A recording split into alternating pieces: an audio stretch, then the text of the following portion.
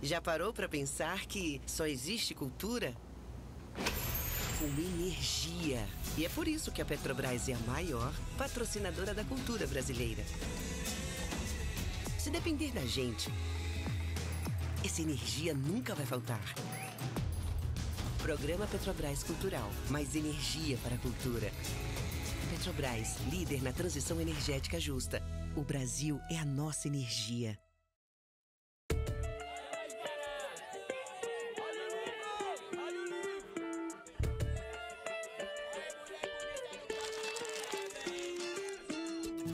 Sejam todos e todas bem-vindos à Feira do Livro 2025.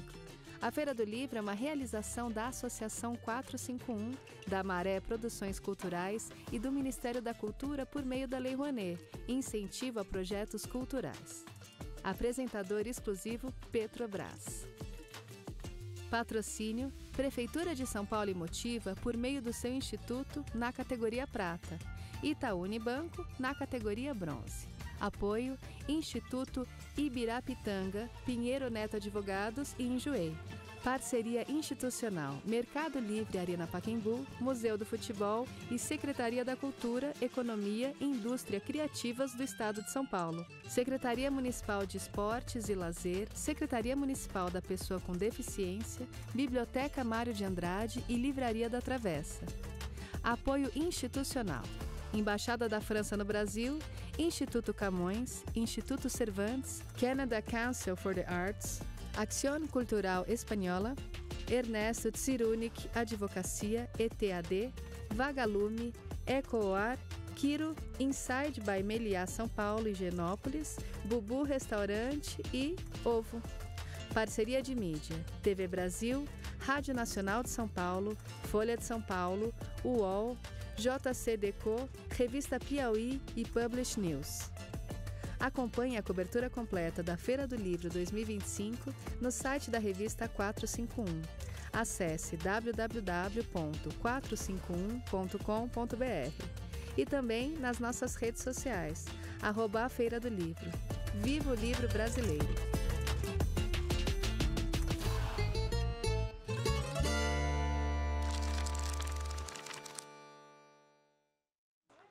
Salve, gente. Boa tarde. Sejam bem-vindos de volta. Estamos aqui no palco Petrobras, prosseguindo a nossa programação de debates. É um dia bastante literário aqui. Foi uma beleza essa mesa de poesia que a gente teve agora há pouco. E eu queria, então, apresentar os nossos autores. Antes, eu vou fazer um agradecimento aqui. Através da Lei Rouanet, do Ministério da Cultura, a Petrobras apresenta a Feira do Livro 2025, que conta com o patrocínio da Prefeitura de São Paulo, da Motiva e do Itaú Unibanco.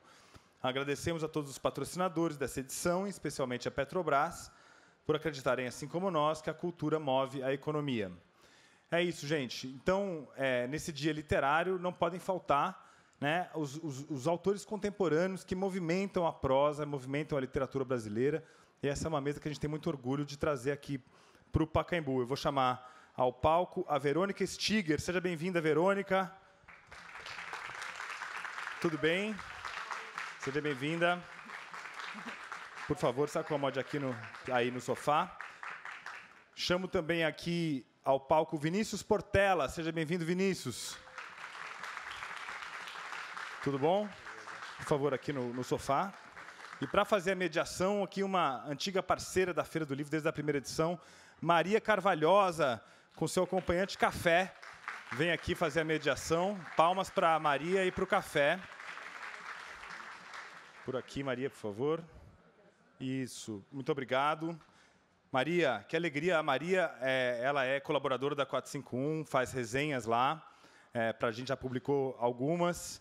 É também uma editora da Supersônica, que é um dos projetos mais legais que a gente tem aqui no mercado brasileiro, uma editora de audiolivros super bem editados, super pensados, né, Maria? Você seleciona, edita, produz, né, lá na Supersônica. O pessoal está com uma cabine de poemas ali na Megafauna, que é em parceria com a Supersônica? Caixa de poemas. Caixa de poemas. Explica pra gente o que é. A Caixa de Poemas foi um projeto que a gente fez junto com a Megafauna para o Festival Poesia no Centro. e tem gravação de os poetas que participaram dessa primeira edição do festival lendo suas próprias poesias. E, enfim, tá bem legal para quem quiser ouvir. E, enfim, quem não conseguiu ir, talvez, no festival, ter contato com os textos deles, mas também quem foi poder lembrar. Então, estamos lá. Legal. Então, é só chegar ali na estande da Megafauna, tem ali uma estrutura, dá para ver direitinho. Então, muito obrigado. Obrigado aos autores, às editoras Todavia e DBA. E eu aviso também que, nessa mesa, eu queria também pedir uma salva de palmas para a nossa intérprete de Libras, por favor. A acessibilidade é um tema central para nós, uma preocupação em todos os níveis da Feira do Livro, e, por isso, a gente está muito feliz em contar com essa parceria com a Secretaria da Pessoa com Deficiência para tornar mais acessível a Feira do Livro. E aí, por esse motivo, justamente, eu queria avisar que nessa sessão, excepcionalmente, as perguntas serão feitas por microfone, tá? Então, em vez da leitura pela mediadora, elas vão ser feitas de viva voz por vocês. Então, é só vocês falarem com o nosso assistente ali, que ele vai dar o microfone para vocês, tá bom? Valeu, gente. Obrigado. Maria, estamos lá, nas suas mãos. Super obrigada. Obrigadíssima, Paulo. Obrigada, Feira. Bom, Vinícius Portela nasceu em 1988, em Brasília, e vive no Rio. Tem mestrado em Dartmouth e doutorado na UERJ. Ele é autor de 2 livros pela DBA, O Inconsciente Coletivo e Outros Contos, e O Inconsciente Corporativo, desculpa, e A Grande Porção de Lixo do Pacífico e Outros Contos, lançado no ano passado pela DBA também. Verônica Stiger nasceu em Porto Alegre, em 1973, e vive em São Paulo. Escritora, professora, curadora independente, crítica de arte, é autora de numerosos livros de ficção, entre eles Opzione Eata, de 2013, da Kozak Naif, Sul, de 2016, Sul, 2016, da 34, Sombrio, Ermo Turmo, da Todavia, de 2019, e Krakatoa, lançada agora em 2024. Ela ganhou vários prêmios, entre eles São Paulo de Literatura, Jabuti, Machado de Assis e Açorianos. Bom, queria perguntar, primeiro, para a Verônica. Eu vi uma entrevista sua dizendo que depois do Opzione... Como é que fala o Opzione Eata? Bom, aí é que está. Então, primeiro, bom dia, né, para todo mundo. E agradecer, claro, é de praxe, né, agradecer o convite por estar aqui na feira. Né, mas aí, voltando à sua questão, como é que se pronuncia o Opzione Eata? Eu digo assim, Opzione Eata. Mas quem me ensinou a pronunciar foi o Google. Né? No Google Tradutor tem um íconezinho do som, né, então ali que eu aprendi a pronunciar, mas já fui corrigida por poloneses. Bom, então, eu vi uma entrevista sua dizendo que depois de escrever ele, que foi seu primeiro romance, foi muito difícil voltar a entender como você faria a estrutura de um livro de contos. Então, o Sombrio Ermo Turvo é um livro que você fala que é uma sinfonia. E eu queria te perguntar se o Krakatoa é mesmo uma ópera. Bom, obrigada pela pergunta, Maria. Adorei, né? Adorei essa sua questão. E eu acho que, a partir dela, o que talvez seja interessante de comentar é como eu penso sempre a estrutura do livro. Né? Para mim, é sempre, quando eu estou escrevendo o livro, eu já estou pensando qual é a estrutura que ele vai ter. Ou seja, não só a estrutura, mas também qual é a maneira que ele vai se apresentar, né? De que maneira esse livro vai se apresentar. Então, o Opzione Eata, para mim, foi um primeiro grande desafio, porque o Opzione Eata é um romance, foi meu primeiro romance. Né? E o romance, né, é mais difícil do que um livro de contos, acho eu, né? Porque o livro de contos a gente tem os contos prontos, nós vamos trabalhando nos textos individualmente, e aí depois a gente opera a reunião, né? Como é que nós vamos reunir, não é, Vinícius? O que a gente vai botar um do lado do outro? Como é que a gente vai dividir esse livro? Aí eu já posso até falar um pouco do Sombrio Ermo Turvo, né? Então, ou seja, por exemplo, o Sombrio Ermo Turvo é um livro que reúne textos de vários tamanhos, né? Contos em geral. E é um livro que eu pensei justamente essa estrutura de uma sinfonia, para poder tentar dar conta dos textos que estavam ali reunidos. Né? Eu já volto para o Opzione Eata. Mas o que está dado ali no Sombrio Ermo Turvo, por exemplo? Né? Por que eu escolhi essa forma da sinfonia? Né? Então, ele é um livro que ele traz esse título, Sombrio Ermo Turvo, né? Que aqui eu confesso para vocês, acho que quem é do Rio Grande do Sul, Santa Catarina, já sabe, né, que vem de uma placa na estrada, porque são 3 cidades ali no sul de Santa Catarina, que se chamam Sombrio, Ermo, Turvo, né, e nada mais assustador do que andar na BR-101 à noite, né, e, de repente, o farol bater nessa placa, e aí vê assim, Sombrio, 21 quilômetros, né, Ermo, 15, né, e Turvo, a menos ainda. Então, ou seja, é meio assustador, né, então aquilo fica na cabeça da pessoa, porque passa ali, é quase um trauma, né? E aí o que significa esse título? Eles poderiam dar uma indicação de um livro que fosse mais sombrio, mais ervo, mais turvo, né? Eu acho que muitos dos contos eles se encaminhavam nessa direção. Aí eu pensei na sinfonia justamente para poder pensar nesses movimentos, né? Então, cada uma é um movimento, né? Por exemplo, a primeira ele é dividido em 4 partes, como uma sinfonia geralmente é dividida em 4 partes, e a primeira parte, né? Ela indica, né? Qual é a cadência, né, dos contos, né? E na verdade eu estava jogando um pouco com essa cadência, jogando um pouco com nesse caso não é tanto uma cadência, mas é mais o que os contos trazem, né? Então, a primeira é o allegro ma non troppo, um pouco maestoso, né? Então, traduzindo, né? Porque todas essas indicações são em italiano dentro da música, né? Mas traduzindo é alegre, mas não tanto, né? Um pouco majestoso, que é, na verdade, a indicação do primeiro movimento da Nona Sinfonia do Beethoven, né? Então, ali eu junto alguns contos que eles são mais assim sombrios, ermos e turvos, né? Mas aí eu poderia jogar com essa possibilidade de, por exemplo, no segundo movimento, né, que é a segunda parte do livro, eu acho legal pensar nela como um segundo movimento, né? Eu poderia ter um scherzo gracioso, né? Um scherzo gracioso na música é o que dá a cadência um pouco mais rápida, não tão rápida quanto o allegro, né?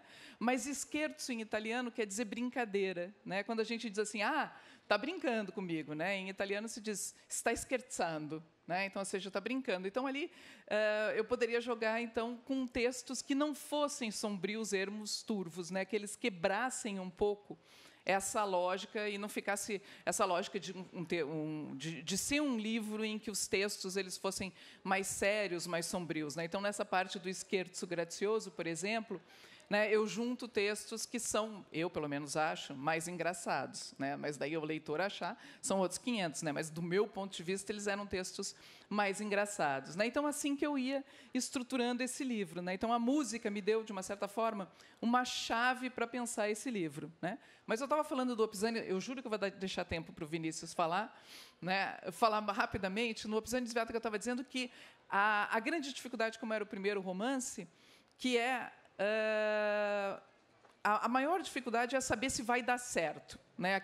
Aquilo que a gente está pensando. E eu tinha um esquema muito cerrado para o Opisani Sviata. Ele, na minha cabeça, era dividido em 3 partes, né? Então, porque ele se passa num deslocamento, né? É um pai polonês que está na Polônia e recebe uma carta de um filho que mora na Amazônia. Esse filho está doente, ele quer ele quer conhecer o pai, né? O pai que ele não conhece. Então, o Opałka, que é o protagonista, esse polonês, ele descobre de uma só vez que ele tem um filho e que esse filho está doente do outro lado do Atlântico, né? Então, o livro é todo esse deslocamento até chegar ao filho, né? Então, na primeira parte, é o deslocamento de trem da Polônia até algum porto, né? Depois, o deslocamento de navio, porque o livro se passa às vésperas da Segunda Guerra Mundial, e depois o tempo na Amazônia, né? Então, para mim, ele tinha essas 3 partes e eu sabia exatamente como é que eu ia montar ali. Tanto que a primeira coisa que eu escrevi foi o início, a segunda, o final. Então, era só preencher o miolo, né? E o Krakatoa, né? Respondo rápido para deixar o Vinícius falar. E o Krakatoa, eu acho que como eu estava falando, o Sombrio Ermo Turvo ele tem essa divisão em sinfonia, né? E o Sombrio Ermo Turvo é o livro quase que imediatamente anterior ao Krakatoa. Eu digo quase que imediatamente, que entre um e o outro eu lancei um livro que se chama O Livro dos Sonhos, né, que saiu pela Arte e Letra e a Contravento Editorial, lá de Curitiba. Mas ele tem, né, o Krakatoa, ele tem também um pouco, que a gente pode dizer, de uma pegada musical, né? Então, eu acho que, na verdade, é uma chave que o Eduardo, meu companheiro que diz o Eduardo Sterz, que está sentado aqui bem aqui na frente, né, que me disse: esse teu livro, e eu botei isso dentro do livro, ele disse: esse teu livro não é um romance, ele é uma ópera, né? E eu acho que eu gosto de pensar nele como uma ópera porque para mim a imagem fundamental do livro é justamente a do início dele, que é a do coro de um coro de vulcões, né? Então ele se abre com um coro de vulcões. Eu acho que essa ideia dessa coralidade, dessas vozes corais, né, que dá de uma certa forma a chave para o livro, né? Mas eu falei demais. Eu vi uma coisa engraçadíssima, que foi uma entrevista sua para... Esqueci para onde, mas você falando sobre o Sombrio Ermo Turvo, e que daí te fizeram uma pergunta sobre: você acha que por ser uma sinfonia é uma obra de arte total? E daí você fala, tipo, não sei, mas acho que eu vou fazer uma ópera. Então, tem muita coisa minha que vem de provocação. Eu tinha até me esquecido que eu tinha feito essa provocação, né? Mas eu me lembro, por exemplo, que até ali, meus primeiros livros, eles têm muito um traço de violência, né? Os outros talvez tenham também, mas os primeiros me parece que tem um pouco mais. E aí chegou ali perto de lá por 2010, eu tinha lançado Os Anões, né, que era um livro que esse sim era bem, as pessoas se quebravam, né, bastante. E aí me perguntaram, né, você tem um gosto pela violência? E aí eu, de implicância, eu disse: tenho, precisa ver o próximo livro que eu vou fazer, que o fio condutor dele vai ser o sangue, né? E aí nasce o Sul, né, que, de uma certa forma, essa imagem do sangue, que aí é a imagem que percorre o livro, né, que é esse livro que eu publiquei pela 34 em 2016. Né? Então, ela tem... E aí eu ainda provocava, dizer, vai ter até... Né, vai ser o sangue, não só o sangue dos corpos quebrados, mas vai ter até o sangue da menstruação. E tem mesmo, né, um dos textos fala sobre a primeira menstruação de uma personagem. E aí eu me lembro que depois eu virava para o Eduardo e dizia assim: puxa, agora eu vou ter que escrever isso, né? Então foi um pouco essa provocação que eu acho que me fez fazer a ópera, né? Poxa, maravilhoso. Vinícius, queria te perguntar, então, o que você sente que difere, não sei se é a estrutura ou a coleção dos contos do Inconsciente Corporativo e da Grande Porção de Lixo do Pacífico. São 2 livros que você publicou com 1 ano de distância, mas eu queria te perguntar o que você sente que tem de diferente entre os 2. Oi, gente. Bom dia. Obrigado aí a presença, obrigado o convite, obrigado, Verônica, Maria, Paulo, todo mundo. Na verdade, são livros um pouco parecidos, né? Eu já escrevia tinha um tempo, já tinha publicado 2 romances quando eu era mais novo. Depois eu fiquei na academia, né? Fiz mestrado, doutorado e aí voltei com esses livros de contos pela DBA, saindo numa editora mais legal, circulando um pouco mais. E eles são bem parecidos nesse sentido de... eu fiquei esses 10 anos estudando muito tecnologia e crise climática e estudos de mídia, como as pessoas chamam às vezes, né, na academia. E, de repente, percebi ali, depois do doutorado, 2020 e pouco, tal, que eu queria escrever também histórias, não só artigos acadêmicos sobre esses assuntos.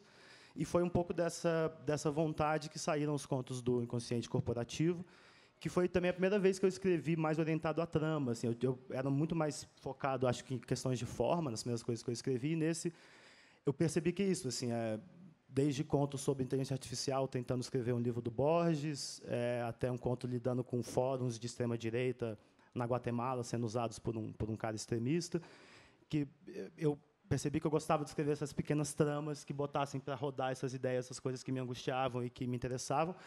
E muito de pegar coisas reais também e dar uma extrapolação, levar um pouco adiante, etc. E aí, como teve uma resposta legal, isso também acaba influenciando, né, como a gente escreve, do inconsciente, eu me animei de insistir um pouco nisso e levei um pouco mais adiante no sentido de que, enfim, é um livro maior um pouco e que eu acho que eu estava mais... É diferente quando você escreve sabendo que vai publicar do que sabendo que não... sem saber se alguém vai querer publicar. Eu fiquei quase 10 anos escrevendo sem conseguir editora, e esse eu escrevi já mais confiante de que a DBA talvez quisesse, etc.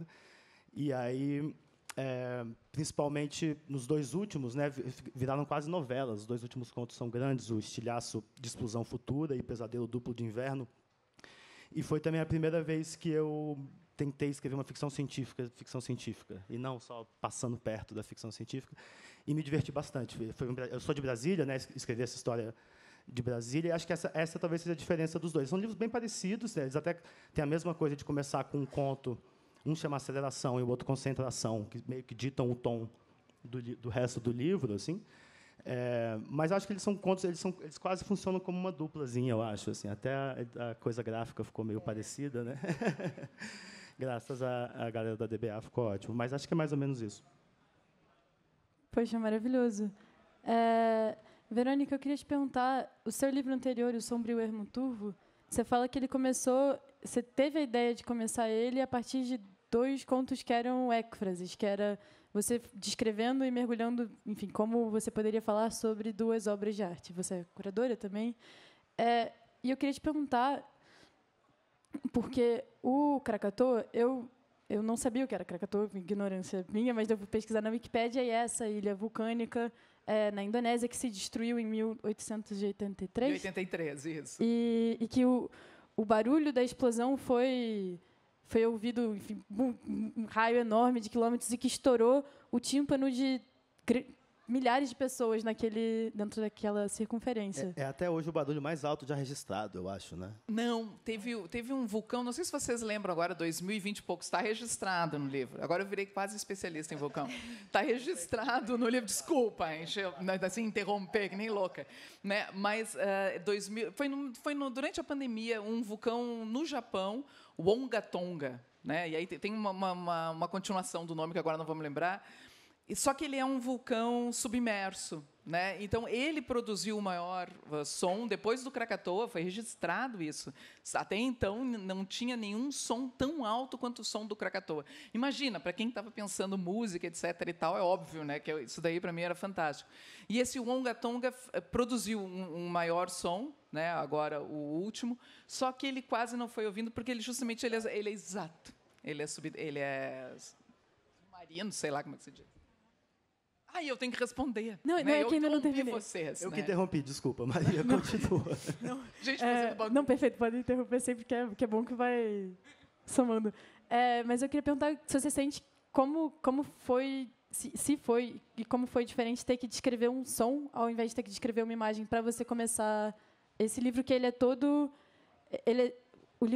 Entre o livro percorre esse barulho, que é o barulho do coro dos vulcões.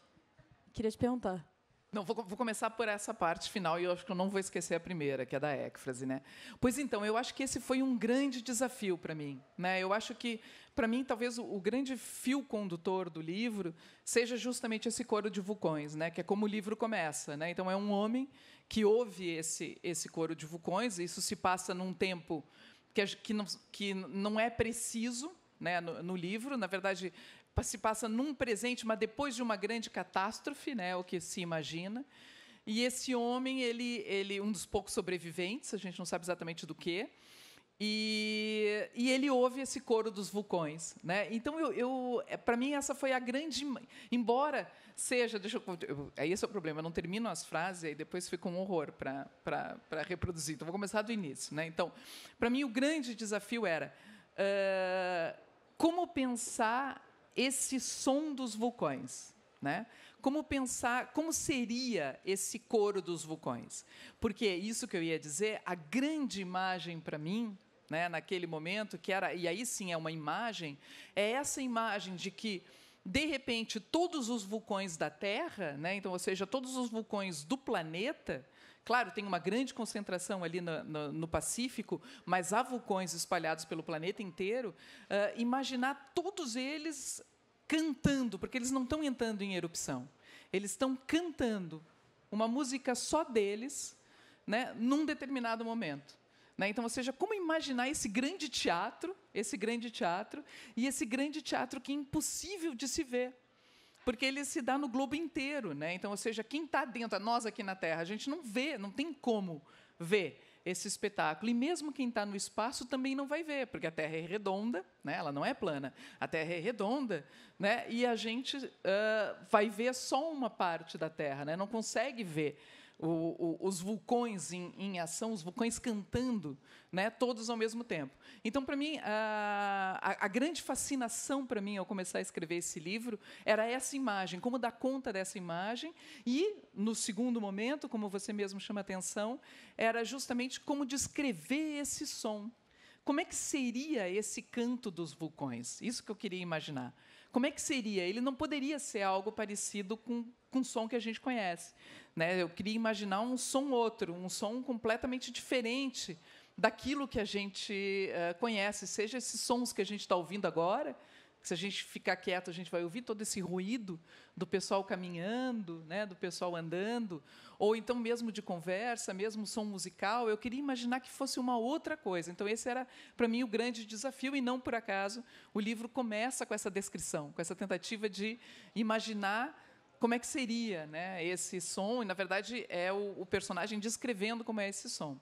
Já o Sombrio Ermo Turvo era o contrário, né? Ele parte, como você chamou a atenção, de 2 textos que foram 2 textos de encomenda, um da Ana Prata, uma artista que eu gosto muito, né, uma pintora daqui de São Paulo, e ela me convidou, isso lá por 2010, se eu não me engano, para escrever um texto para a exposição dela, né, mas ela queria que fosse um texto ficcional, não um texto curatorial.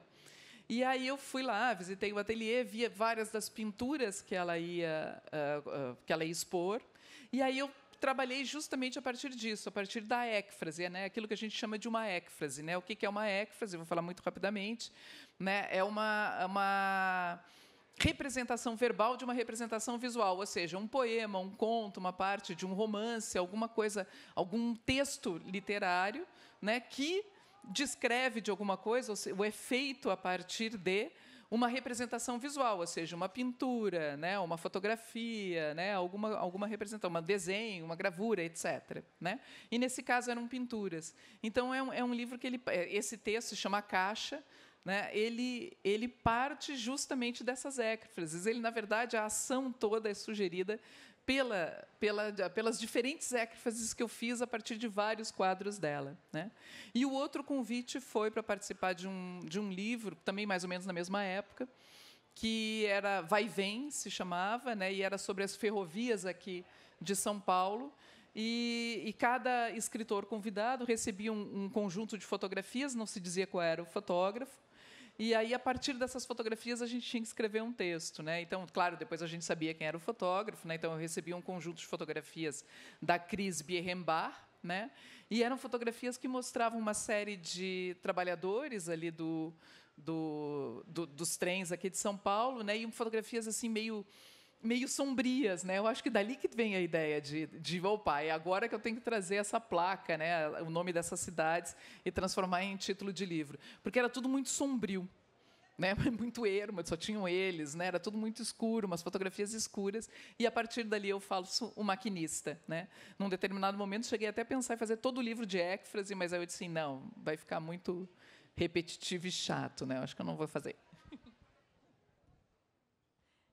Vinícius, eu queria te perguntar, eu vou tentar ler a epígrafe do seu livro, mas talvez eu me atrapalhe, porque eu estou ouvindo o celular, e vou tentar repetir.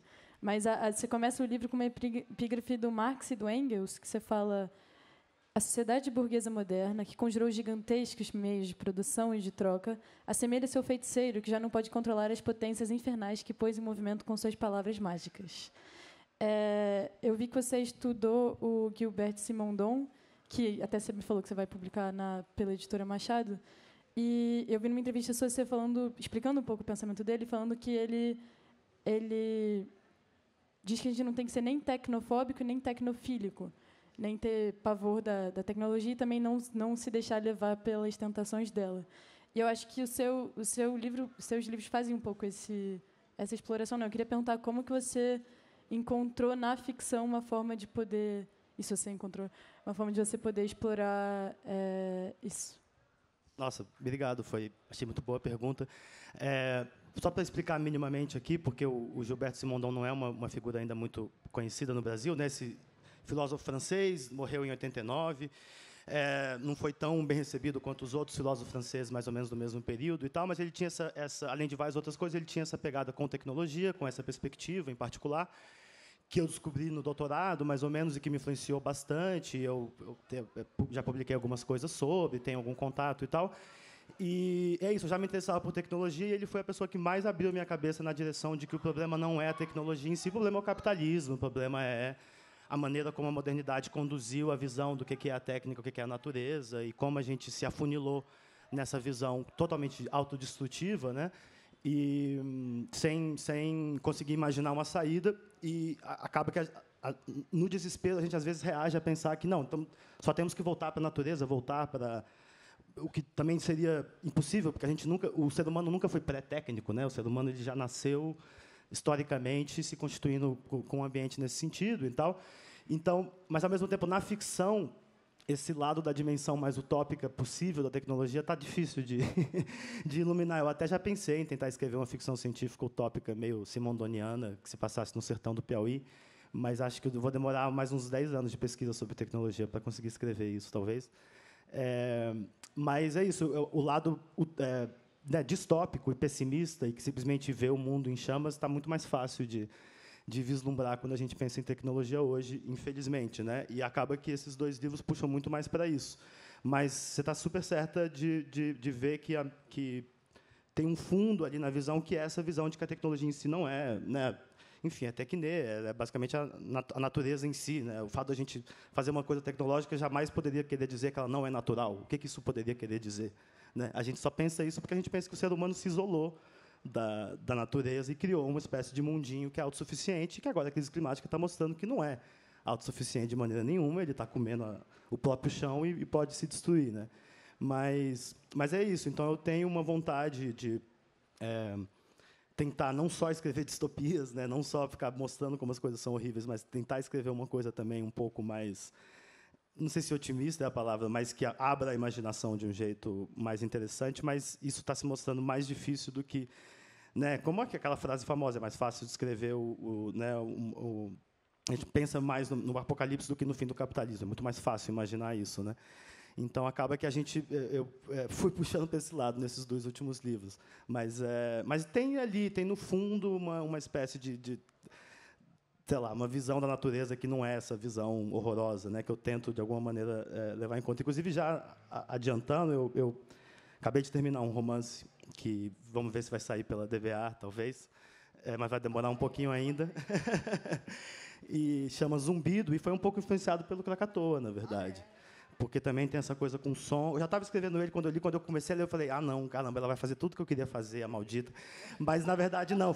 Sobrou, então, alguma você coisa. nunca faz as coisas de um jeito que dá para antecipar. Então, eu li o Coro dos Vulcões e pensei, caramba, vai ser um livro sobre o som planetário. Aí, depois, você leva para 200 outros lugares e tal, mas essa coisa inicial de uma espécie de som que fosse meio planetário e tal, isso tem a ver com o que eu acabei de escrever agora, e acho que eles conversam de um jeito meio estranho, talvez. Já estou curiosa para ler. Vinícius, eu queria pedir, você poderia ler o trecho que você separou da grande porção de Lixo do Pacífico?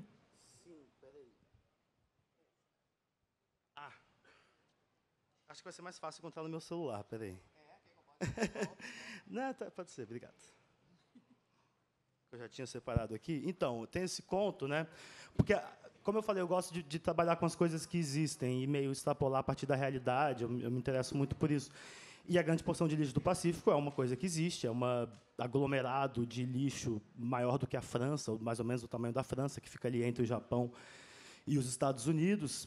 Ele basicamente coincide com o grande giro oceano do Pacífico, porque todos os grandes giros oceânicos hoje, os vórtices, né, de cada oceano, eles têm um bando de lixo. E o do Pacífico, talvez por ficar entre o Japão e os Estados Unidos, é o maior de todos. E ele é uma coisa horrível, né? E no conto tem uma expedição científica que vai lá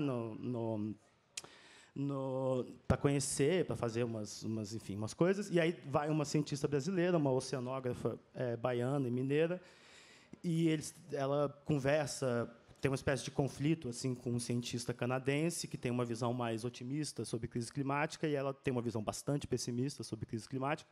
Aí tem esse diálogo entre os dois. Posso ler agora? Enfim, eles estão tendo essa conversa e aí o cara, depois ela fala uma coisa muito pessimista, o canadense pergunta para essa oceanógrafa brasileira: deixa eu colocar assim, você pensa em alguma coisa que te deixa alegre? Ele pergunta com um risinho nervoso. E muita coisa. Recentemente venho pensando muito no plastisfério e na possibilidade de seres evoluírem nas profundezas abissais com polímeros hoje absurdos. Daqui a milhares de anos, claro. Eu não tenho nenhuma esperança para nós, mas sempre me dá consolo pensar numa escala geológica maior e lembrar que, quem sabe, para a vida na Terra, a gente tenha sido só uma anomalia destrutiva, mas passageira, um câncer violento, mas não fatal, uma catástrofe entre as várias, mas não uma condição terminal da sua complexidade e da sua diversidade maravilhosa. Eu gosto de pensar no que a vida vai fazer na Terra com os nossos destroços depois que a gente for embora e nas formas impensáveis de vida que virão depois. O canadense não fala nada, e aí ela responde de novo. Só espero que elas sejam menos idiotas do que a gente e, quem sabe, elas inventem jogos melhores.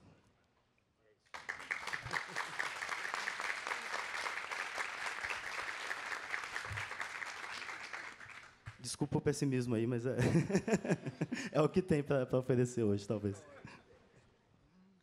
Poxa, e é muito interessante ver vocês dois juntos enfim, tem nesse conto... Não sei se pode dar spoiler de contos. Eu autorizei. Mas ele é um conto que fala sobre essa grande porção, grande sopa de lixo do Pacífico, que é um encontro dos detritos humanos com a natureza e como surgem vidas nesse lixo. Você fala das larvas que surgem, né? A expedição tenta rastrear, enfim, a vida que cresce nessa sopa e tal. E daí, de repente, surge esse monstro, algo, enfim, meio fantástico que surge a partir do lixo. Eu queria te perguntar também sobre isso, sobre esse encontro nesse conto do humano com a natureza. Pois é, por incrível que pareça, não é o primeiro monstro de lixo que aparece nas coisas que eu escrevo. Aparentemente é uma pequena obsessão. Mas pois é o único dos contos que puxa para uma coisa mais fantástica, talvez, pelo menos desse livro. O início ele é totalmente uma cientista falando, e eu fiquei lá vendo YouTube, lendo livros sobre oceanografia, para poder fingir que eu sei o que um oceanógrafo pensa, né? Li uns artigos, eu descobri, por exemplo, que está, de fato, surgindo uma forma de... Eu esqueci o nome, mas tem essa forma de vida que ela existe entre a água e a superfície. É um bando de forma de vida que existe bem na borda. E essa forma de vida é que está evoluindo agora já no plástico, que eles se reproduzem muito rápido, né? Então, de forma que, quando eles fazem planos mirabolantes para limpar, eles já pensam que não podem fazer, porque, se eles limparem, eles vão destruir enfim, complicado. Mas aí foi uma coisa que surgiu quando eu estava escrevendo, foi meio que uma solução para um conto que eu não sabia como terminar. Estava lá só os caras falando coisas deprimentes, e eu achei que ter uma coisa mais estranha, mais anômala, surgindo a partir dessa situação, poderia ser interessante. E eu me diverti muito descrevendo esse bicho estranho que surge com uma eletricidade ali entre os detritos e tal. Mas foi... É um pouco nessa vontade de, como eu falei, pegar coisas que existem, né, ser bem calcado. Eu gosto muito de ciência, gosto muito de ler sobre ciência, de pegar detalhes concretos assim que fazem sentido, e aí, em cima disso, você extrapola e faz uma coisa totalmente absurda. E eu acho isso... Não é só que é mais divertido, mas, para mim, é uma maneira muito mais fácil de trabalhar do que simplesmente tentar operar a partir do vácuo, assim, do nada. Às vezes sai, né, uma frase, uma coisa, mas... Eu acho bem mais instigante. Você pega uma coisa que existe como plataforma e começa a incrementar em cima, assim. Perfeito. Eu queria aproveitar para perguntar para a Verônica. Você tem, no Krakatoa, vários monólogos. Tem o monólogo do gelo, o monólogo do petróleo, do fogo. E eu queria te perguntar como... E tem os colóquios também, né? E tem um colóquio que tem o gelo, o fogo, o petróleo conversando entre si. E tem outro que é só o sol falando, que é o colóquio do mangue e o colóquio da caverna. Queria te perguntar como que você pensou nessas vozes. Bom, como eu estava falando, né, eu acho que, como eu tinha dito, que para mim era fundamental que esse coro dos vulcões fosse o grande fio condutor do livro, né? Por quê? Porque era uma forma também, além de não só transformar o livro num livro coral, mas também de mostrar como a voz que vem em primeiro plano, né? Então, ou seja, as vozes, né? As vozes que para mim importam são vozes não humanas, e mais especificamente são vozes que a gente pode chamar de vozes, sei lá, telúricas, cosmológicas, né? Geológicas, né? Tem um amigo que diz que são entidades, né? Porque eu também tinha que pensar como é que essas vozes iam falar, né? Como é que a água ia falar, né? Então, daí que eu pensei em criar, né, esses monólogos, que são monólogos que o livro é dividido em duas partes, então são monólogos que, na primeira parte, eles entremeiam a narrativa, né? E aí são o monólogo da água, o monólogo do fogo, o monólogo do carvão, o monólogo do gelo, né? Então, ou seja, derivados também, o monólogo do petróleo, e acho que eu estou esquecendo de algum. E aí, a questão, para mim, era uma questão de como é que eu vou construir essas vozes, né? Como é que eles vão falar? Porque para cair numa voz mais infantilizada é fácil, né? A água, oi, eu sou a água, né? Não, eu não queria, obviamente, não ia passar por isso, né? Eu sou o gelo, né? Eu derreto todo. Quando eu, sei lá, não sei, eu tinha uma chance de cair nisso. Então eu pensei em umas vozes mais hieráticas. E aí, claro, ao mesmo tempo, eu teria que diferenciar cada uma das vozes, porque eu queria que a voz da água fosse uma, a voz do gelo fosse outra, que eles fossem diferentes. Daí eu pensei nos colóquios, né? Que aí era a questão de botando, no momento em que eu colocava esses elementos, essas entidades, né? Eu gosto dessa definição que um amigo deu. No momento que eu colocava essas entidades a conversarem entre si, ficava, pelo menos para mim, era uma questão técnica mesmo, ficava para mim mais fácil de individualizar essas vozes, porque no momento em que eles estão conversando, eles se expressam de maneiras diferentes, né? Então daí que tem a água, que é mais viajandona, né? Coisa linda, né? Esse som, essa música desse homem, porque eles estão falando de um homem. Né, a música, né, o canto desse homem, etc. e tal, o sol já diz, não, ele não está cantando, ele está chorando. Então, aí eu já conseguia imaginar esses diferentes. Ou o gelo que o gelo é o estraga-prazeres. Ele diz, não tem ninguém aqui, vocês estão loucos. Né? Em síntese, ele está dizendo, vocês estão loucos, não tem ninguém falando. Né? Nós estamos sozinhos. Então, no momento em que eu colocava esses elementos a conversarem, eu conseguia individualizar melhor esses personagens. Para mim, foi uma questão técnica recorrer a esses colóquios, né, para tentar dar corpo, é engraçado dizer, mas para tentar dar voz, né, literalmente, tentar dar voz a esses personagens. Então, foi uma maneira de tentar criar características próprias de cada um. E o colóquio do Mangue? Que é só o sol falando. Pois então, não, o do Mangue é o sol, são 3, né? O do Mangue, na verdade, é um falso colóquio, né? Porque ele, na verdade, são 3 outros monólogos, né? Então tem um narrador que diz que o sol fala, aí o sol fala, né? O sol tem a primeira fala, mas aí depois é a fala das folhagens, né? Que é aquela que vai dizer que é preciso cuidar fala do corpo, do pensamento, né? E aí depois, ou seja, uma voz coral, a própria voz é coral, porque são as folhagens, né? Não é uma só, são várias, né? Porque eles estão num mangue. E o último é uma preguiça morta, né? Então, é uma preguiça morta que fala, que aí conta uma história também, né? Então, a gente tem 3 monólogos ali diferentes, né? E o sol fala com o homem também. Né? Então, tem sempre uma evocação a esse personagem masculino que perpassa, de uma certa forma, essa primeira parte do livro. Né? Queria pedir se você poderia ler também um trecho para a gente? Claro. Vou ler o início. Eu falei tanto do início que eu vou ler a primeira página. Eu vou acabar onde ela acabar. Não sei se a primeira página for muito, eu acabo antes. Mas é bem o começo da primeira parte, eu disse dividido em duas, né, Caracatoa e depois Anak Caracatoa. Então, eu leio o primeiro capítulo, que se chama Alba, né, que vai justamente falar desse coro de vulcões, e vocês vão entender, talvez, um pouco melhor tudo que eu estava falando até agora. Somente depois que se fez silêncio no mundo, foi possível distinguir com alguma nitidez o único som então audível, o do coro dos vulcões. Mesmo assim, nem todos os sobreviventes eram capazes de escutá-lo.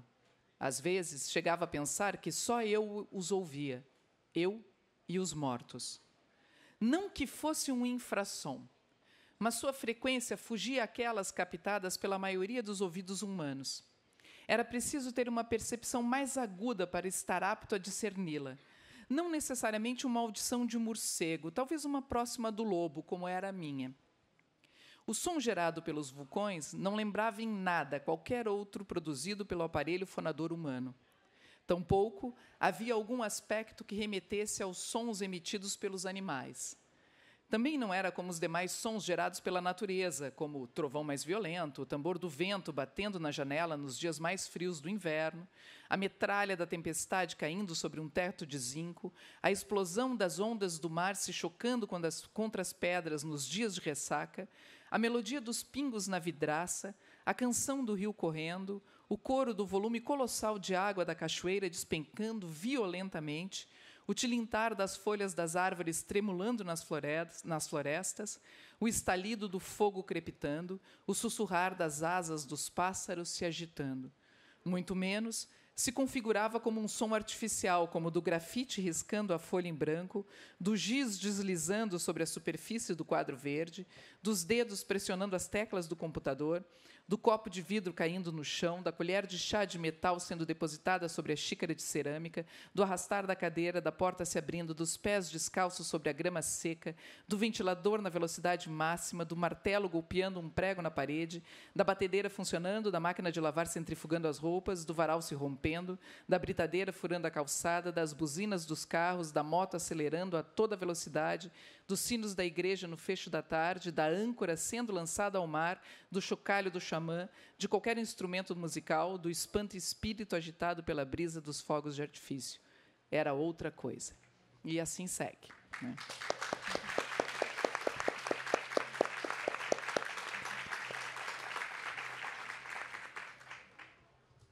Vinícius, eu fiquei especialmente curiosa sobre um dos contos, que é o Duas Bruxas, que são duas bruxas conversando e que elas têm um registro muito diferente dos outros contos, até por uma questão de sotaque.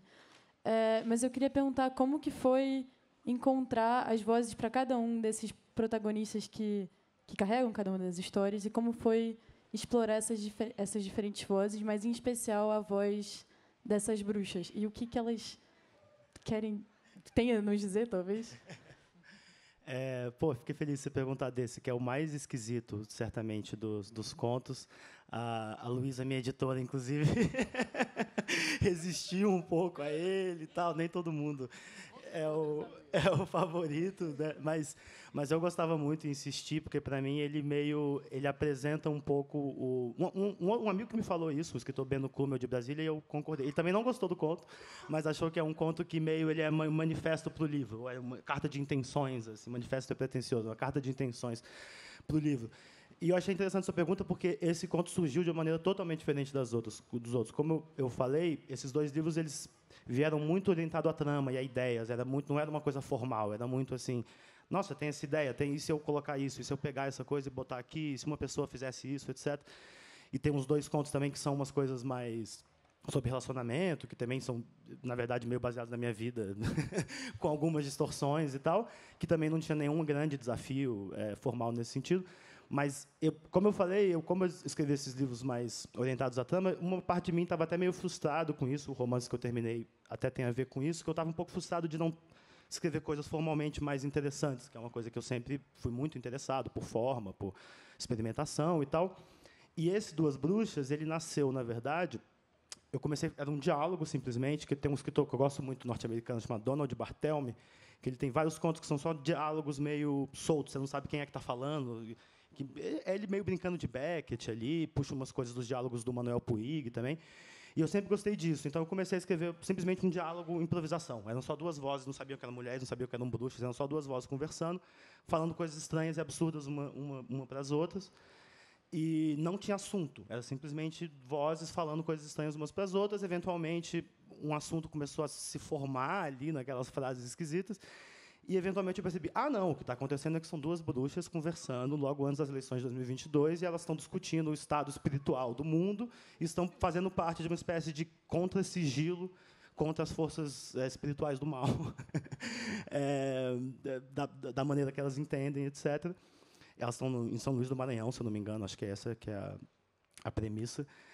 Mas foi esse conto que nasceu dessa maneira, uma engenharia reversa estranha. Eu comecei com uma conversa improvisada e, depois que ela já existia, eu percebi que eram duas bruxas conversando. E todo o resto dos outros contos desses livros, eu acho que são uma coisa muito mais pompom, queijo, de ter uma realidade social que eu queria descrever ou que eu quero brincar com ela. E aí eu pesquiso um pouco, vejo as pessoas conversando, pego um pouco do vocabulário das pessoas e tento reproduzir, que é uma coisa que eu acho divertido de fazer também. Acho maravilhoso. Verônica, eu queria te perguntar... Eu não sabia nada de vulcão antes de ler o seu livro. Então, começava Krakatoa, Alba, Anak Krakatoa. E eu não sabia o que era nenhuma dessas palavras. Eu fui pesquisar e Alba... Alba que pode querer tanto dizer Alvorecer, quanto é um vulcão em Marte, não é isso? Isso. É um vulcão em Marte também. Que é o maior vulcão do Sistema Solar. Exato, é um vulcão fantástico. E você começa essa primeira sessão com o Alba e termina com o Alvorecer, e daí tem a segunda sessão, que é parte do livro, que é o Anak Krakatoa, que é o filho do Krakatoa, que nasceu após essa grande destruição do vulcão na Indonésia, eu acho. E daí eu queria te perguntar como que você constrói essa segunda parte, que é muito diferente da outra parte do livro, que você interpõe trechos de jornal da época da destruição do Krakatoa, que eu não sei se são reais ou se é um pouco ficcional, não sei se você pode falar também, e trechos de uma viagem sua para a Indonésia, que eu também não sei se é real ou se é ficcional. Bom, essa era a ideia, começo pelo final, né? A ideia era que ficasse na dúvida se era ficcional ou não, porque, no fim das contas, não interessa. Quando vai para o livro, para mim é tudo ficção.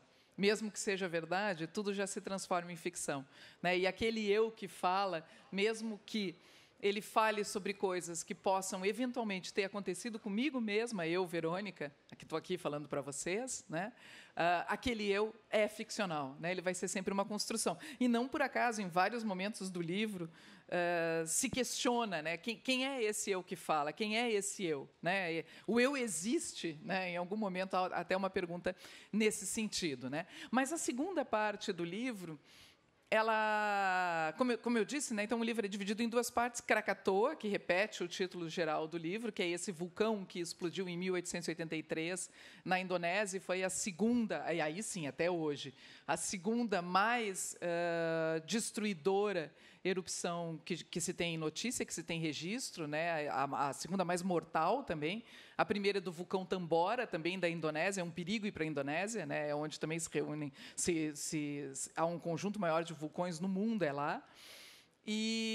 Mas Tambora não é um nome tão bom quanto Krakatoa, né? Então, Krakatoa. E Krakatoa fez mais estrago num outro sentido que me interessa, né? A Maria já chamou a atenção como eu também trabalho como curadora e também pesquisadora dentro dessa área das artes visuais, né? E aí, por que me interessa mais o Krakatoa? Porque o Krakatoa ele tingiu os céus do mundo, né, com as cinzas, né? A gente aqui conhece isso, né? O vulcão, teve um vulcão que entrou em erupção, não sei se não foi esse japonês, que também tingiu os nossos céus. Eu não sei se vocês lembram. Teve aquele finlandês, né? Exato, teve o finlandês, mas teve um recente. Aquele cortou voo, né? Aquele nome enorme, né? Um nome gigantesco. Sim, aquele nome impronunciável. Podia, mas ele eu não botei, esse eu não botei. Eu disse, não, esse daí, com esse nome não vou botar. Né? Mas podia, porque aquele lá causou um estrago, né? Os voos tinham que voar a 13 mil metros, aviões enormes, né? Os vulcões sempre causam um estrago, por isso que eu gosto deles, né? Eles são, assim, intempestivos. Mas o que eu estava falando? Já me esqueci. Do Krakatoa, ele tingiu os céus. O vulcão aquele japonês que eu citei agora, do maior som, etc. e tal, também tingiu os céus. Não sei se vocês lembram que aqui em São Paulo, por exemplo, os céus ficavam bem vermelhos no final da tarde, era por conta dele. O Krakatoa tinha feito isso, né? E aí, por que eu estou contando isso? Porque eu fiquei curiosa. Eu, assim, para aí, se ele tingiu os céus de várias partes do planeta, que era o que eu tinha lido, né, nos livros, história, eu também adoro pesquisar, né? Nisso eu e o Vinícius temos muito em comum. Também gosto de pesquisar muito sobre as coisas antes de escrever. E mesmo que depois vá para um outro sentido, mas é legal fazer essa pesquisa. E aí eu fiquei curiosa, eu disse, será que não tingiu também os céus no Brasil? E aí, como eu tenho esse outro lado pesquisadora, já sabia onde procurar. Fui para a Hemeroteca Digital, né, onde a gente tem um acesso fácil a vários jornais, e procurei os jornais da época. E aí eu descobri, claro, se o Krakatoa fez todo esse estrago, ia sair notícia aqui no Brasil. E saíram várias notícias no Brasil. E aí foi não era programado de início, Maria, incluir esses jornais, mas aí, conforme eu ia lendo, e as descrições eram maravilhosas, né? Elas já eram, em si, literárias, nesse seguinte sentido, que a linguagem da época ela tinha um estranhamento em relação à nossa linguagem. E isso que me interessava. E eu pensei, vou levar para o livro. né? Então, quando eu pensei em dividir o livro em duas partes, né, a Krakatoa, que é essa parte em que os elementos ganham o primeiro plano, tem esse homem, né, que aparece ali na primeira narrativa, ele falando, mas depois ele aparece como objeto de interesse dos outros personagens, dessas vozes, né, uma criança recém-nascida, uma série de elementos que se repetem. Né? Tem essa segunda parte, que é o Anak Krakatoa, é como se fosse preciso explodir a primeira parte, né? Porque o Krakatoa, quando ele se explodiu, ele se destruiu por completo, a explosão foi tão violenta que o vulcão deixou de existir, né? E aí, no início do século XX, só que nasceu no lugar dele um novo vulcão, que é o Anak Krakatoa, e aí eu pensei essa segunda parte como um filho da primeira, né? Como aquilo que nasce depois da explosão daquela primeira parte. E aí essa segunda parte eu pensei em dividir ela em duas linhas, pelo menos duas grandes linhas narrativas, né? Então essa que era dos jornais, né? Então aí os jornais, respondo, são de verdade, né? Então os jornais são realmente notícias que saíram, que contavam da explosão do Krakatoa, e aí, claro, é uma parte toda com montagem, né? E é uma parte que eu também brinco em casa, né, e agora publicamente, dizendo que é a minha parte mais enciclopédica, né? Então, ela é um almanaque, no seguinte sentido, ela fala dos vulcões, né, e começa falando, parece que é uma voz em terceira pessoa que está falando, até que a gente percebe que não, é uma voz em primeira pessoa que relaciona todos esses vulcões do mundo, né, e a relação desses vulcões, quem é o Anak Krakatoa, né, qual o tamanho que tem o Anak Krakatoa, qual o tamanho que tem Krakatoa, qual o maior vulcão, etc. e tal. Né, essa é uma mesma voz que viajou para a Indonésia, né, e quem procurar no meu Facebook vai ver que tem umas postagens que eu cito ali que realmente aconteceram. Né? Ou seja, estou poupando vocês de fazerem essa pesquisa, porque eu já estou dizendo que foi. E aí, então, fala um pouco mais desses vulcões, né? Então, tudo que na primeira parte tem um tempo sem tempo, um tempo que é indefinido, na segunda parte ele é absolutamente datado, até pela data dos jornais, né? Porque eu dou a data dos jornais. Então, é tudo datado. Em tal dia aconteceu tal coisa, né? Então, é tudo muito mais datado mesmo, né? Tudo, o tempo muito mais marcado. Bom, agora a gente vai abrir para perguntas do público. Será que temos?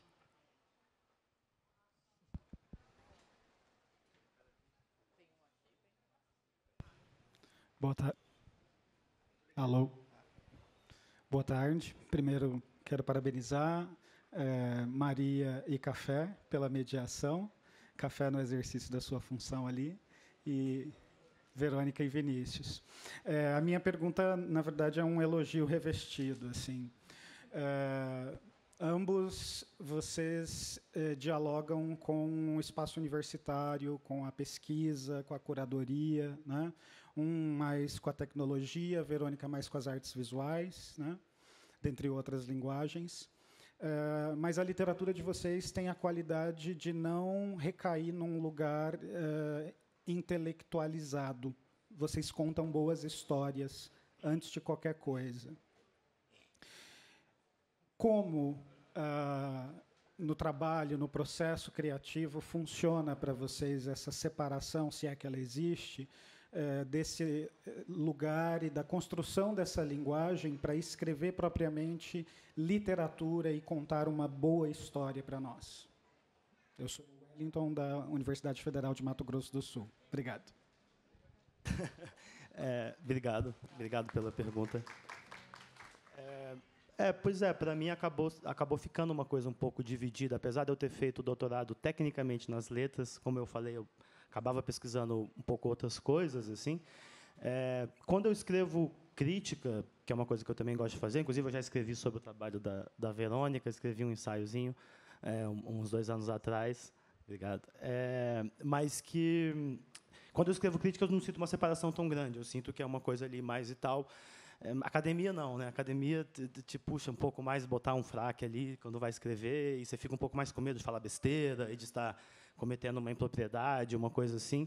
Embora eu goste muito de pesquisa, eu gosto de fazer isso, e é uma coisa que eu espero não ter parado de fazer na vida. Gosto de dar aula também, mas certamente, quando eu tento fazer uma coisa mais acadêmica, quando eu estou num contexto de pesquisa mais formal, bate mais esse medo de que você pode estar errado, simplesmente. Você pode falar uma coisa que não é verdade, você pode falar uma besteira, etc.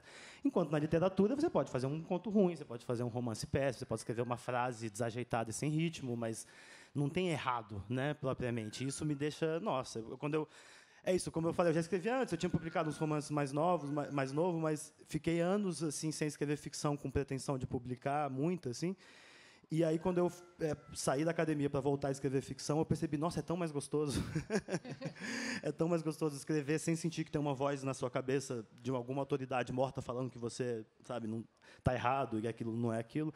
Na ficção, claro, eu posso ter inseguranças e sentir que não está legal, que não está bom, mas eu nunca tenho esse sentimento de que tem uma forma correta e eu não estou fazendo a forma correta. Então, é muito mais livre. A resposta curta é essa. É muito mais livre escrever literatura do que escrever pesquisa.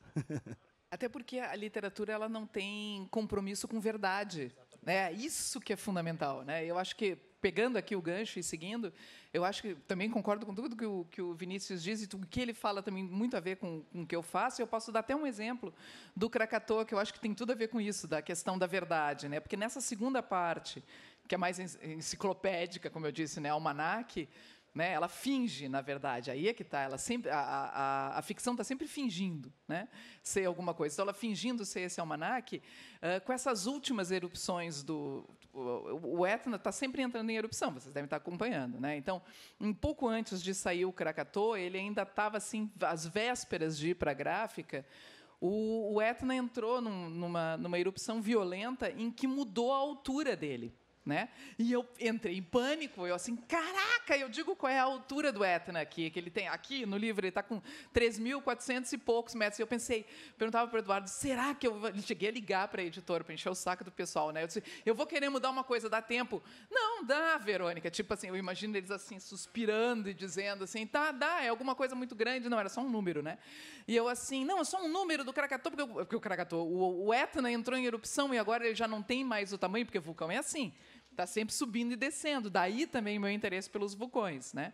Então, sempre crescendo e diminuindo, etc. E o Etna tinha diminuído de tamanho. Eu, assim, meu Deus, preciso registrar isso. Até que eu, assim, calma.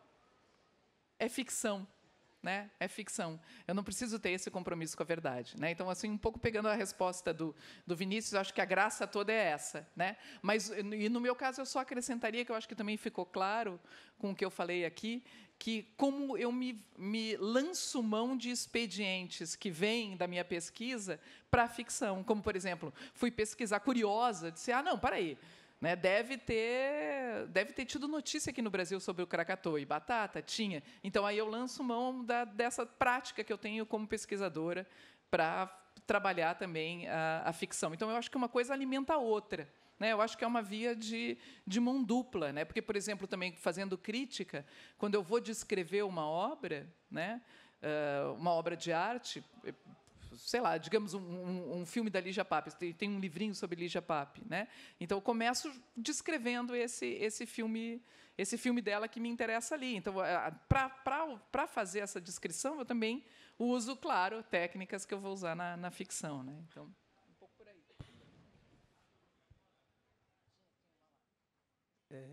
Boa tarde, obrigado pela conversa. A pergunta, na verdade, é para a Verônica.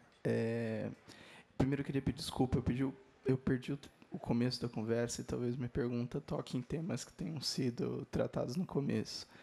Mas é o seguinte, no livro, em Krakatoa, pelo menos na primeira parte, tem uma recorrência dessa imagem masculina, né, muito fálica. Por exemplo, no primeiro capítulo tem o cara que nunca para de gozar, né, e... acho que tem até um capítulo conto, tem aquele tema aquele motivo do rei pescador, né, que fica impotente, infértil, e depois eventualmente recupera o desejo e tal. Eu queria minha pergunta no sentido de o que te fez correlacionar ao longo do livro a ideia de falicidade, parece meio óbvio, e potência sexual masculina ou fertilidade com o vulcão. E eu sei que tem uma resposta mais óbvia, mas Enfim, eu queria saber o que te levou nesse caminho. Eu acho que eu vou acabar te dando a resposta óbvia, que eu imagino que para você seja óbvia, né? Porque um vulcão é fálico, né? Um vulcão é fálico. Uma erupção do vulcão é quase como um gozo, né? E esse gozo vulcânico é um gozo fálico, né? Ele não é um gozo como um gozo feminino, né? Então ele é para fora. Então eu acho que vem um pouco daí. Né? Então, daí que vem essa imagem inicial, né, desse homem que narra. Então, por isso que, para mim, também era importante que fosse um narrador homem, né, nesse caso, porque eu precisaria que tivesse um paralelo, né, entre ele também, de uma certa forma, entrar em erupção. Né? Então, eu queria que o personagem, que a pessoa humana ali que tivesse nesse primeiro episódio, digamos assim, ali do livro, né, entrasse em erupção da mesma maneira que o vulcão. Se bem que o vulcão não está entrando em erupção, né, eles estão cantando, como eu falei para vocês. E aí, claro, no momento em que eu já peguei essa imagem, e era uma imagem masculina, né, o livro é um todo. Né? Então, ou seja, para mim, ele tem uma unidade, né, narrativa. Então, naquele momento em que volta justamente o rei pescador, né, e aí, claro, a figura central é masculina porque está ligada, né, à questão da fertilidade, né, do gozo, etc. Então, acho que vem um pouco por conta dos vulcões. Né? Na verdade, é tudo culpa dos vulcões, né, no meu livro. Oi, gente, boa tarde. Obrigado pela mesa, estava ótimo. Eu queria fazer uma pergunta que me chama a atenção quando havia lido os livros, mas também aqui na conversa, e queria saber um pouco mais sobre isso, que é essa questão do tamanho. Né? A grande porção de lixo do Pacífico, no caso do Vinícius, o Krakatoa, né? Um objeto gigantesco, monstruoso, e essa questão de escala parece estar muito nos livros também, as grandes corporações, grandes conspirações no livro do Vinícius. E tu também, né, Verônica, essa escala temporal também, que é muito ampla, muito grande. Então, eu queria saber essa predileção pelo grande de vocês nesses dois livros. Tá engraçada essa pergunta, vim depois do... Como é que é seu nome? Hã? Do Chico, depois do Chico, do fálico, né? Porque qualquer coisa que eu for responder vai ter duplo sentido, né? Não, ainda mais depois de eu ter associado, né, os vulcões ao falo. Mas foi justamente por causa do tamanho. Né? Então, eu acho que por causa dessa questão explosiva dos vulcões. Né? Sei lá, agora eu me embananei toda para responder aqui. Né? Vai ser impossível responder sem eu começar a rir internamente. Vou deixar o Vinícius responder essa. As grandes corporações, pelo menos, não têm algo de fálico, eu acho. Ou tem? Tem muito, né? Óbvio, Mas acho que então, mas não era a meta. No meu caso, acho que é um pouco mais... Vai ser menos engraçado. Acho que é muito... de fato, não tinha pensado, mas, de fato, eu acho que o que tem de diferente, inclusive, desse livro para o anterior já tinha coisa da tecnologia, né? Já falava muito das plataformas, desse mundo que a gente vive, bababá. Mas o último, a grande porção, tem mais a questão climática, colocada de uma maneira um pouco mais em evidência e tal. E aí, no caso, eu acho que é isso. Parte da dificuldade de narrar a crise climática é porque é uma coisa grande demais, né? Tem uma escala grande demais para a nossa imaginação. A gente tem um pouco de dificuldade de realmente acreditar que a Terra está sendo afetada. Tem um pouco disso. Então, ao querer narrar essas coisas, ao querer falar sobre esses assuntos, e eu, inclusive, achei muito difícil, não foi fácil. Os 3 ou 4 contos que tem que lidam bem diretamente com essa questão no livro, e tem 2 que, de fato, vão para o futuro e tal, que tem uma coisa mais especulativa, foram difíceis de escrever nesse sentido, porque eu não acho que eu tenho assim um talento específico para descrever uma atrocidade, descrever as pessoas sofrendo num futuro climático horrível e tal, mas tem essa vontade, de alguma maneira, resvalar ou encontrar uma maneira de contar uma história que consiga abocanhar essas coisas vastas, né? Você descrever o oceano, você descrever a passagem do tempo e a possibilidade de tem um dos contos que chama Estilhaço de Explosão Futura, que tem umas pessoas que acreditam que tem uma empresa que foi enviada do futuro para destruir a Terra, não sei o quê. Tem pessoas que acham... Enfim, tem toda uma conspiração nesse sentido, etc. E tem uma outra que tem um sistema de realidade aumentada que é implementada no mundo inteiro e quase todos os países seguem, etc. Então, para lidar com esse assunto, né, para você falar qualquer história que, de alguma maneira, mesmo que lateralmente, lide com crise climática, você precisa abocanhar umas coisas bem gigantescas. Assim. Isso é difícil e, às vezes, você fica meio inseguro, mas acho que é divertido também, o esforço, né, o gesto, digamos. Uma coisa, que eu acho que aí não vai ter duplo sentido, que a Maria chegou até a tocar no assunto, que em relação ao alba, né, que eu deixei ali de propósito, porque tem esse duplo sentido. O alba é o alvorecer, é a aurora, né, que também é um dos capítulos, mas também se refere a um vulcão, e um vulcão que está fora do sistema da Terra, né? Mas está dentro do nosso sistema solar. E, em algum momento, eu cheguei a pensar, e aí sim, seria algo absolutamente... Não era grande, era um enorme, em tratar esses outros vulcões do sistema solar, né? Então, os vulcões de Marte, vulcões de Vênus, né? Que são vulcões enormes, de 6 quilômetros de altura. Né? Cheguei... pronto, caí na coisa, né? De novo. Mas, então, cheguei a pensar nisso, né? Pensar em incluir também, né? Então, ou seja, ia expandir muito mais esse grande, né? E só para comentar a coisa do Krakatoa, você falou do nome, realmente não só é um nome sonoro, mas ele é quase onomatopeico, né? Ele parece estar descrevendo um crepitar, assim, um estouro, uma coisa assim. Do né? fogo, que é a língua dele, né? A língua do fogo. E ainda com a coisa de tingir o céu, ele é uma obra de arte completa, né? Total, na verdade. Faz tudo. Você fala até que o Krakatoa talvez tenha inspirado as cores do Grito, não é? Exatamente, do quadro Grito, do Munch, né? Do Edvard Munch, que é um artista norueguês. Né? Então, há pesquisas nesse sentido. O quadro é de 1895, ou seja, de um pouco mais de 10 anos depois do Krakatoa. Mas o Krakatoa tingiu os céus durante um ano inteiro. E há pesquisas de que aquelas cores que são fortes, né, atrás desse quadro seriam cores influenciadas pelo tingimento do céu pelas cinzas do Krakatoa, porque as cinzas ocuparam o planeta inteiro. Né? Eu acho que a gente tem mais um tempo rápido para uma pergunta para cada um. Eu queria perguntar para a Verônica sobre... Eu acho que a gente ainda não falou sobre... Você cita rapidamente a invenção de Morel no livro, e você tem vários personagens fantasmas. Eu queria te perguntar sobre eles na narrativa, e como que tem algo de apocalíptico, tanto que o Vinícius trouxe também, de uma crise climática também, mas o que esses fantasmas estão fazendo lá. Não, eu acho que ele tem um quê de apocalíptico, né, que, como eu tinha chamado a atenção, e quando eu li, eu acho que ficou claro, que é depois do começo do mundo, né? Então, tudo se dá depois desse começo do mundo. Né? Então, ele se dá num recomeço do mundo. Sim, mas o que aconteceu antes, a gente fica imaginando. Né?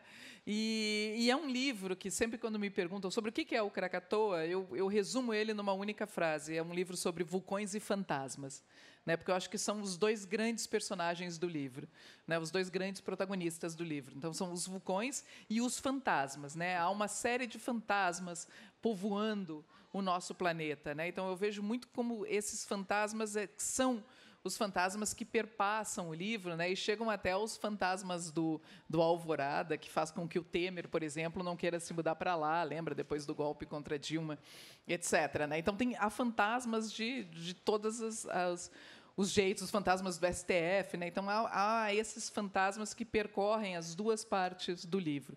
E acho que muito num sentido do catastrófico mesmo, né? De algo que passou depois de uma grande catástrofe. Né? Tanto que o protagonista, aqui no início, ele diz, né, talvez só eu ouça, eu e os mortos. Né?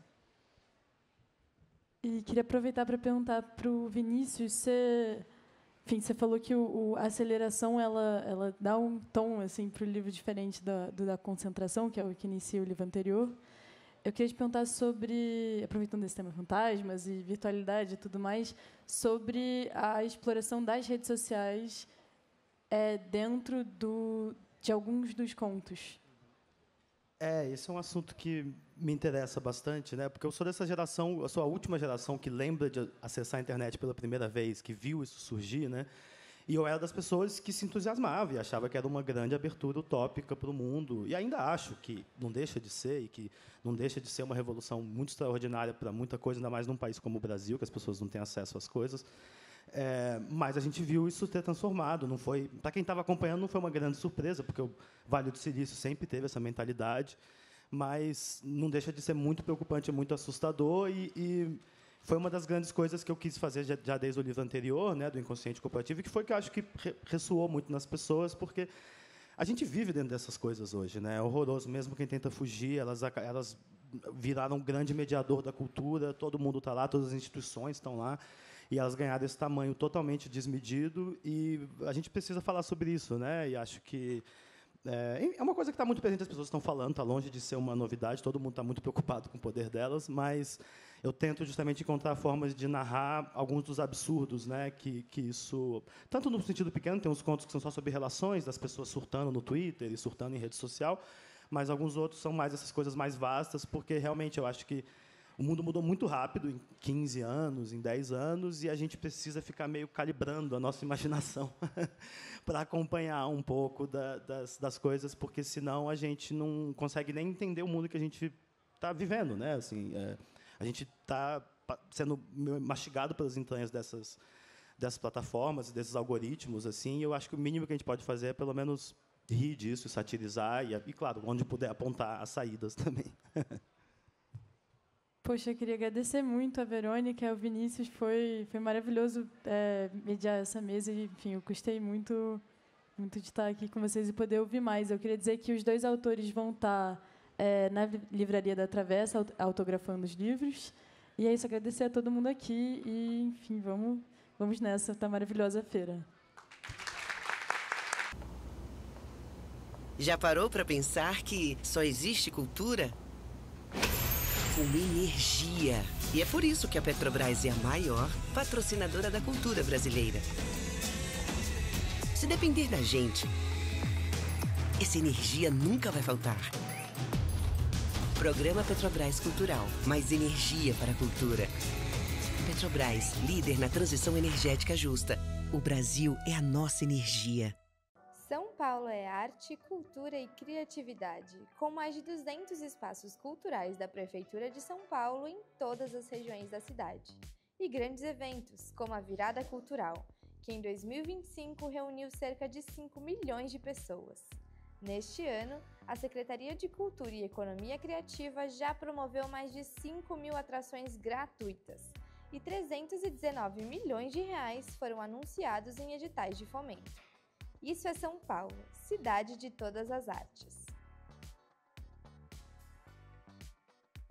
O brasileiro não sabe ser pequeno. É da nossa natureza mover a vida como gigantes. Por isso a CCR, maior empresa de infraestrutura e mobilidade do Brasil, está movendo a sua marca para um novo momento.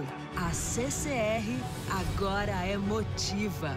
Mais do que estradas, trilhos e aeroportos movendo o Brasil. Uma marca que já nasce gigante, como você. Motiva. Você nos move.